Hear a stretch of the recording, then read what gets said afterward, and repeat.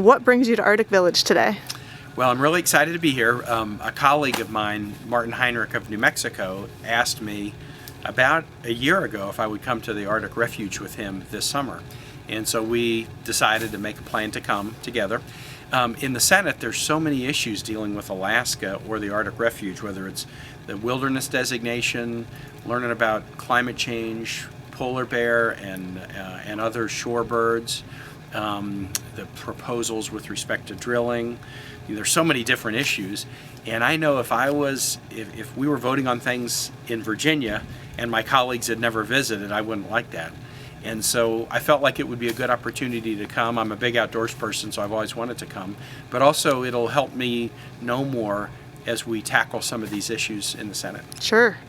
So you've been here for about 5 days? I think so. I flew up on Tuesday to Anchorage, and then we came into the refuge Wednesday, and we spent 2 nights in Kaktovik on Barter Island. We spent 1 night camping up at Red Sheep Creek, where it comes into the east fork of the Chandalar, and then we're here today in Arctic Village, and this is our last stop on the trip. We go back to Fairbanks tonight, and we'll fly home tomorrow. Great. What are some of your kind of takeaway impressions of this trip? This scale of everything is so massive. I mean, Virginia, where I live, is a great outdoor state, so I'm camping and outdoors all the time. And we think for Virginia, we have a lot of public land, but just the scale, flying over the Brooks Range from Kaktovik to here yesterday, it was just stunning. When we camped at Red Sheep Creek, we camped right where it came into the Chandalar, and we thought we were just right next to it, but then it took us 2 hours to hike up to the creek and back to our campsite. I mean, so the scale is so massive. Also, just the sheer beauty of the place, and obviously you can see why the issue about drilling and any kind of development or commercialization is so controversial and has been debated for so long, because there are people who would like to use it for drilling, but also this is beauty that's just unmatched. And talking to the Gwich'in folks here in Arctic Village about their feelings about the refuge, and generally here they're very opposed to drilling in Area 102. In Kaktovik it's different. The community is more divided. Probably is slightly more are in favor of drilling on the coastal plain, but there's some opposed there as well. So just hearing different points of view, and it's given me a lot to think about as I go back. What are some of the issues? Are there issues facing the Senate right now regarding the Arctic? Obviously, you hear a lot about 1002 area and wilderness designation. Well, I think the main issue is we've got to do something to deal with climate change. We have to. And in the Senate, we still have too many people who don't even acknowledge that climate change exists. In Kaktovik, we sat with tribal leaders one night, and they just shared all the ways in which they see climate affecting and threatening and maybe even ruining their traditional way of life. And so I feel like I've heard a lot that I can take back to my own state and my own colleagues. Now in Virginia, we see climate change every day. The Hampton Roads part of Virginia is about 1.6 million people. And next to New Orleans, it's the part of the lower 48 that's most subject to sea level rise. And so we see sea level rise effects every day.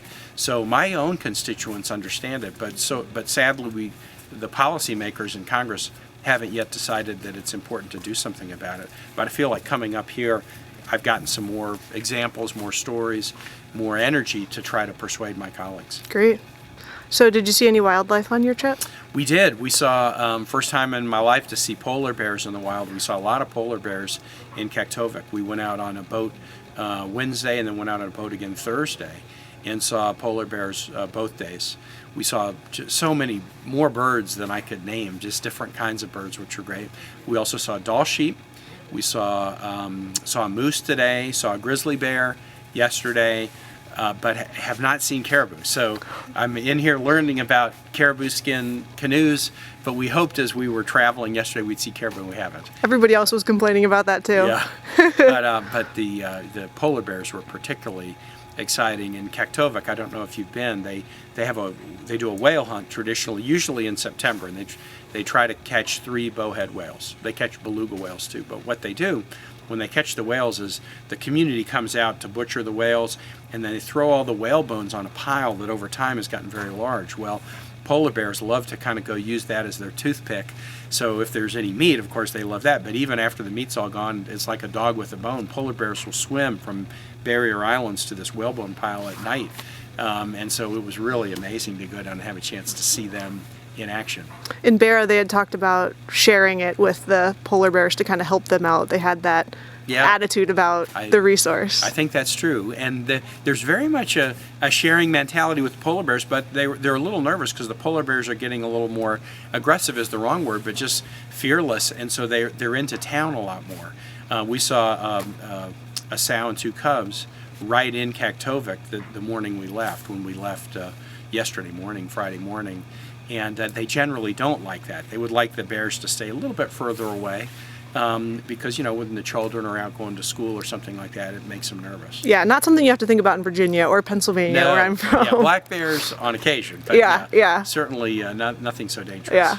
So what are you going to do next time you come to Alaska that you didn't get to do this time? You know, so now the only time I've been in Alaska has been in the Arctic. So I'd love to go to Denali.